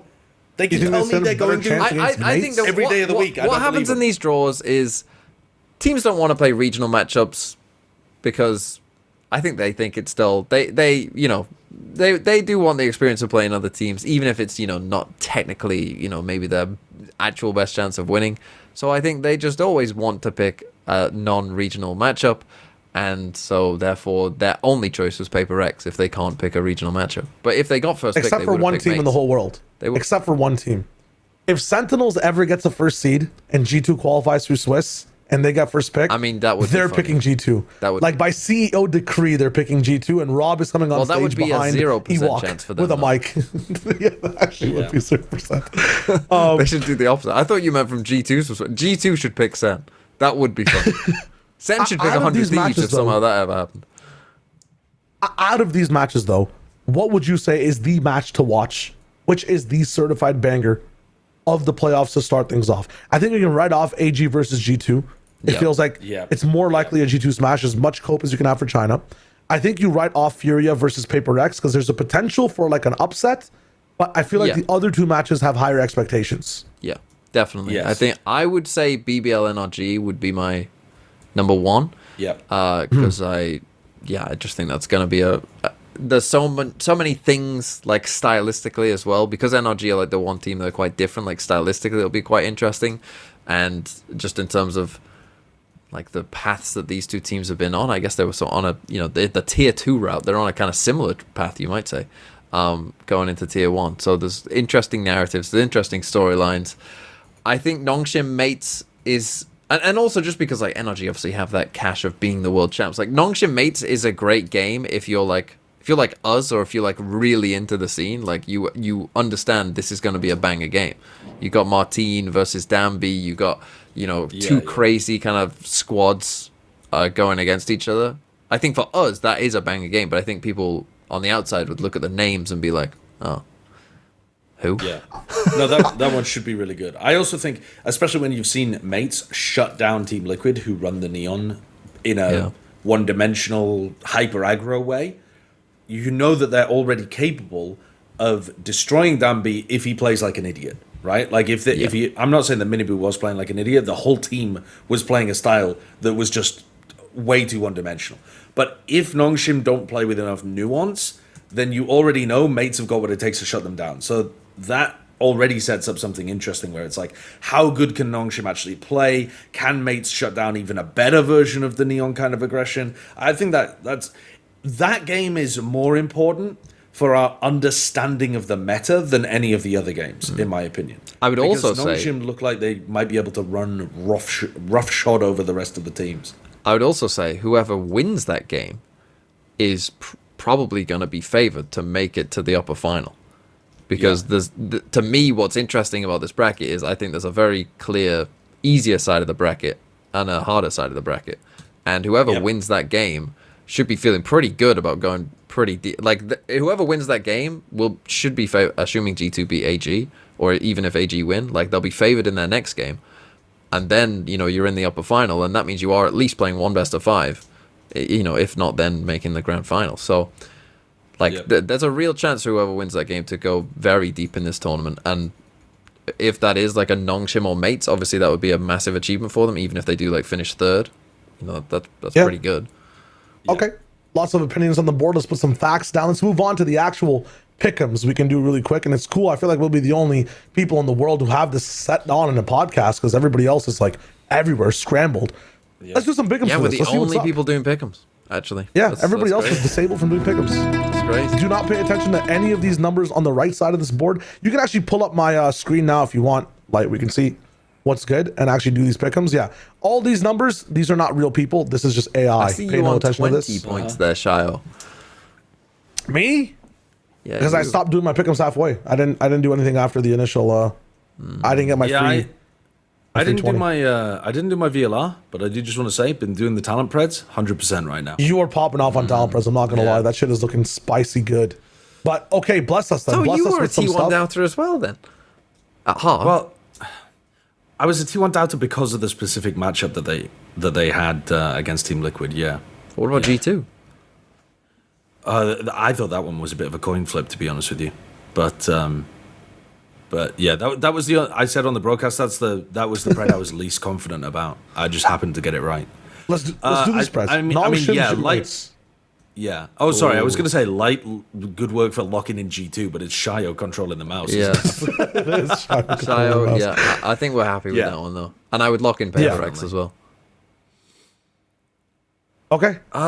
Yeah, I think so. I always underrate Furia, or at least I've been consistently wrong about thinking that they're going to fail. If they beat Paper Rex, I mean, fucking sound the alarms. It's an amazing, yeah. Sound the alarms if they beat Paper Rex. Like, fair enough. I hear comments. I can hear comments being typed. The mouse is a crosshair because back in the day, I used to play Fortnite, and when you have to do inventory management, it's an inverted crosshair. If it's on light, it'll be dark. If it's on dark, it'll be light, which is really cool. There's a lot of things going on. You can easily see where your mouse is to move your mats, split your mats, do your thing. It's translated to inventory and buy management in Valorant. Okay. It's a whole thing. I'm a sweaty tryhard. Nongshim mates? Okay, just before the comments roll in. I would pick... Nongshim mates. Oh, I mean, that's such a tough game to pick, isn't it? I think I'm going Nongshim with that one, personally. I'll ride Nongshim as well.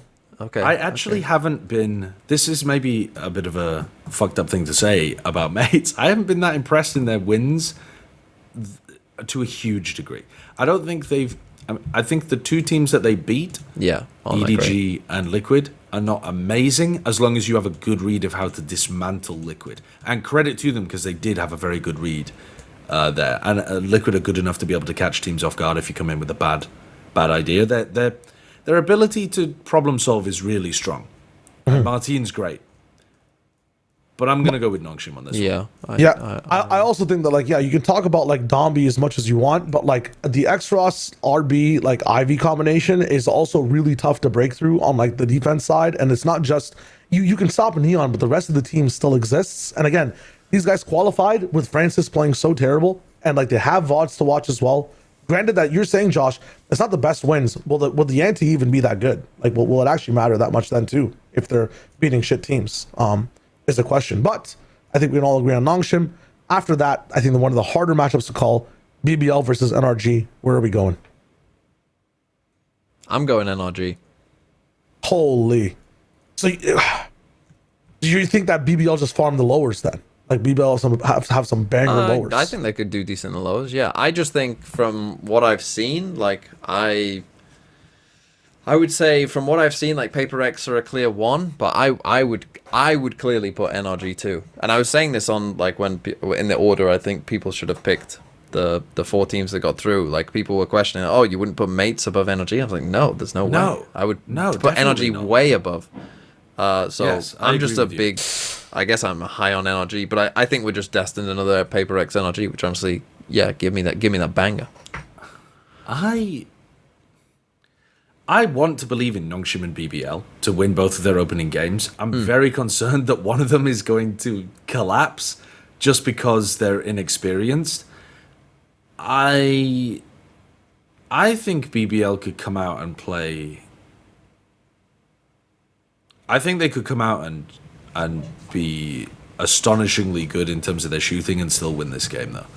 I'm going to throw a BBL in there and send it to Shyo to pick.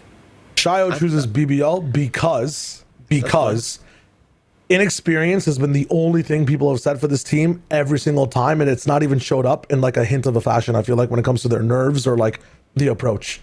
I feel with stadium play, this team gets even better as well. The more chaotic things are and the more messy things get muddled in comms, they play even better. And I'm also just from the vibes and Pick'em's standpoint, would love to see BBL versus PRX, as we've already seen NRG versus PRX. Maybe have that rematch a little bit later if it matters. But I think BBL come out swinging. And although NRG have a good chance at stopping the swings, I predicted one of these two teams. The fact that you say, Josh, that we've kind of voted for both Nongshim and BBL, I feel Nongshim actually have a chance to fumble during that stadium play a bit more than BBL, and I might switch my pred over to mates, but we can talk about that a little bit later. That's what we have for the uppers. We'll fix these up at the top in a second. I want to look at the lowers first. Mates. General mates versus all gamers. Put mates. Mates, yeah. Put mates, and I look, I picked energy for the other one, so Chayo, we've both said mates. I don't care if you say AG. Put mates. Okay. I feel like we're wrong about mates. I picked NRG against BBL. I'm picking them against Furia. Yeah. Yeah. I actually think Furia have got an extremely difficult bracket. Yeah, here. they've got a rough draw here. Very. This is a revenge match as well, right? Against Furia. They beat NRG the first time. Yeah. Did they? So was it NRG or was it they beat MIBR? G2. They didn't play. Oh yeah, they beat G2. NRG was above them against C9. That's my bad. Was it C9? I forget. Anyways, NRG. I think are we? I guess we're not. Starting against G2 and then playing mates. My question is, does AG have a better chance against mates or Nongshim? AG. Yeah. Probably. I think if Nongshim get down into that position, it could be because they've mentally collapsed, and therefore AG I agree. could maybe beat them. I agree. Interesting. Yeah. I wanted to toss some love towards a 1 seed from China having a chance. Who is going to face Gentle Mates? Will it be G2 or Nongshim? This is a crazy matchup. No, Nongshim win that game. I think whoever wins mates or Nongshim will beat G2. Yeah, I agree. Okay. Paper X, I'm picking BBL. Paper X. I don't care. I've seen enough. I'm picking BBL, Josh. It's up to you.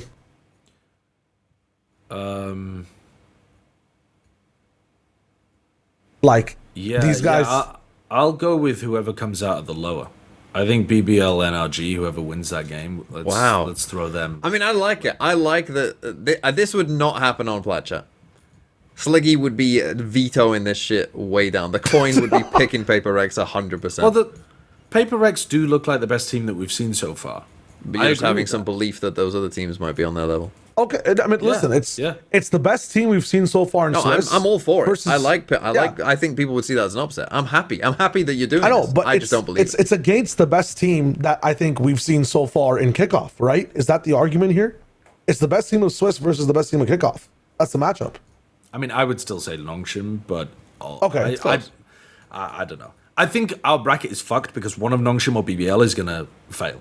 But but this is we are living in. I think this Living is in the a nice optimistic land bracket. where they. This is the nice land time. Yep. Yeah. Okay. Who outside of the people that were fraudulent in qualifying, who gets eliminated first officially at the tournament? Who gets Mates. eliminated first? Mates. Paper X will beat mates. We've seen both those teams play, and Paper X are better than mates. You think they don't get boomed after the loss though? No, I think they've been in a billion tournaments before. Okay. G2 NRG, I mean, they can't break the curse, man. If you look at this matchup and you're a betting man, if you look at this matchup and you're a betting man, what do? Like, yes, NRG look in better form. I can agree with that. I can absolutely agree with that. G2. It's actually nightmare scenario if this does happen. If NRG run into G2 at some point in the bracket, because they're just. Can't be. Well, here's the other thing. NRG look like they have a way better ceiling right now. They do, but the issue with NRG in their last matchup, I think if NRG faced G2 in the upper bracket, they win. Like, they might be able to defuse old style G2. G2 are, again, coming off of a loss. These guys are like Kevin 11 from Ben 10 again. Or like, I don't even know how to explain this to you guys because you haven't seen this. Every time they lose, they absorb a little bit of the quality of the team they're losing to. They learn some lesson. They gain some experience that's more than ever they would get from winning. And they're losing to Nongshim. They're losing to the first seed and then facing NRG at in a revenge rage match. Like, that's even worse odds for NRG, I feel like. No? Go on then. Okay. G2, holy shit. I would pick. That's NRG, crazy. but fine. Okay, fine. I this can is understand where, it. Anakin versus Obi-Wan, Nongshim versus BBL. Are we creating Darth Vader here today, or like is Luke saved and raised by an actual father? What is going on? BBL got to this point, I think they win. Bottom of the bracket is more powerful, so let's give it to the bottom of the bracket team, I think. That is This Kevin is 11, Kevin by the way. 11. This is Kevin 11. And he's absorbed like a bunch of the fucking aliens from the Omnitrix. He's like a amalgamation of individuals. I think this was a glitch happened with the Omnitrix, but anyways, We gotta say bye to Kevin for now. Go BBL. BBL, all right. Go BBL and go Paper X. Go Paper as well, X. man. Nah, I gotta use my veto. I'll use my Well, yearly I'm using veto. it back on No. you too. Paper X. Okay, Josh, are you using your veto as well? No, I mean, we'll double veto. Okay, so if you double veto, it cancels out. I would win you the not- veto. Why Holy We're gonna shit. be Paper X. Why would you want G2 through over Paper X? They Because I'm a don't look on the fanboy. I'm a same- silly little fucking fanboy that wants his team to win. That's what I am. Well, I want the going home G2 in win. fourth. Honestly, I think that's too good for G2. Yeah. Yeah, I mean the slotted loss is NRG, right? Yeah, But the slide it's just losses NRG. yeah. The thing is, the G2 are very likely to have a fourth place performance here because they get what should be a free win against AG early. Yeah, anything you're saying anything above this for G2 is punching too high. Like this would require Based on what I've Baby seen, Bay. yeah. I think that's Like they what added G2 are. Tracer mid tournament or like whatever, like Widowmaker or something mid tournament, and like he's the guy, and Meteor's not qualified out, obviously. So some shit would have to happen. Rematch or rematch? Which one is it gonna be? Nongshim or Paper X? Paper X. Did Nongshim play against Paper X in that run? No. And they certainly didn't play no. against a good Paper X, did they? No. No, if they did, it would have been early, but I don't even think they did then. So they were on different sides of the bracket. Fuck it, give me a Paper X, bro. Really? Why are you such a doubt? I'm gonna- Guys, they look good. I know, but I'm also looking at how good Nongshim look in my eyes as well. Like I don't know why we're looking at the best of Paper X and the worst of Nongshim. I'm looking at the best of Nongshim. Look at the I'm worst looking at the best of They'll Nongshim win a as well. map. All right. This all is right. where you get to the BBL? big stadium. The big stadium Paper X will just. That Paper X. Ah, yeah, I forgot about big. But the big stadium Paper X, I don't think affects Nongshim as much. Semantics. BBL versus Paper X. Where are we going with this one? This would be a rematch. You've already picked BBL. It actually is heroes and villains too. I feel like I don't know. This is crazy. Heroes and villains. You think BBL are going to be the villains? Well, they kind of were A the lot of villains Paper in X fans, they would be the EMEA. villains. And they do, the idea they was- do talk. They do talk their shit. They talk shit, but they're literally a fucking premier team that won Ascension and is coming in to win a Masters. Like, if you're not rooting for BBL if they make it to a finals, you're a sick freak. I'm If you're a looking at the Paper X fan and statistics. you're rooting against BBL, you're a sick freak. Scream statistics. You feel me? The venue has Scream statistics, and people were on Paper X's side. They have like a 30% advantage right now for the crowd cheers, from what I've seen with that little booth next to the Jorkin meter. But yeah. Oh yeah, by the way, I'm this also guy's. behind- I just remembered this guy's getting on about me and my exercise. He's losing a Jorkin meter to Golden Boy. Dude, Golden Boy's got what it takes. He's I in don't home know. turf though. He's in Chile. You know, if it was GB, like in a different climate, I was like like, different what's that oxygen face levels. in home turf Jorkin meter. He's been married for a long time. I reckon I'm gonna give it BBL for the narrative, bro. I want Yeah. I think if BBL gets to this point, it's such a good story. You know what? For the first time ever, I'm giving it to TMV. I'm gonna say if the train is this close to the station, there's no way you break before it hits the actual Now, station famously, walls. Paper X have never done badly in grand finals before. I'm gonna say that I have still never picked a team correct. Well, I picked G2 before the tournament to win it. That's not looking good. So I might as well curse Paper X because I think it'd be more interesting if BBL won. So I'm picking Paper X. Damn! Imagine everything's right till this point except for this Paper X pick because Honestly, that would good. I think that would be a more fun story if BBL won. Very cool. Well, that is the pick'em saved for now. These will probably switch because I have to make my own, and there'll be a whole thing going on. But that's crazy. We can move off the screen now, so I can actually look at the Ross and see what's up. Is there any points game we can play as well when it comes to like predicting who can be in the grand finals? I guess. Do we all want to pick one baby team to follow? TMV ascends to heaven. I think baby yeah, team we is should pick. We BBL. should pick one team that is not named Paper X. I think because I think Okay. that Your would be like the obvious choice. fan favorite team. Fan favorite. Okay, so you're picking BBL, Josh. Oh, so BBL's gone. TMV. No Yeah, that's double fine. ups. I'm picking NRG. Okay, I'm picking Nongshim. No, I'm picking G2. I gotta pick G2. Fuck it. I'm picking G2. You've trolled. I'm What a picking troll. The pick is. I mean, a pick from the upper side is the correct pick. Nongshim probably is the best pick. Nongshim's probably Nongshim's the a best great pick, but They're the a people. great pick. I can hear the G2 fans rising. I'm picking G2. Let's see what happens. Holy fuck! You never know.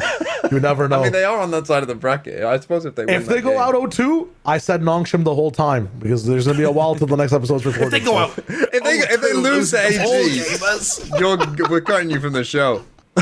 Oh shit, G2, please. My podcast is kind of homeless. Okay, that is the show for today, though. If you guys did enjoy, this is just our sanity / check-in mentally and physically in the middle of Santiago. Playoffs are about to begin. You are watching this episode, I hope, on the same day, so we haven't missed anything. But if you are watching on a different day, hey, that's also really cool. Leave a like, drop a comment. I want to know your favorite type of drink. That's all I want to know. Huel? What is your favorite type of? Is it Huel? For me, TMV and Josh, I can say it's Huel. It's definitely Huel. For you, the QR code down below, by the way, scan it up. For you, might be different. I'm talking about juices, by the way, not like, oh, I like a gin and tonic. I like a whatever the hell it is. I'm talking about like Kool-Aid. Do we like do we like other juice? There's other. End the episode, man. Get me out of here. Get me the fuck out of here. We're on Spotify as well. Tap into Spotify.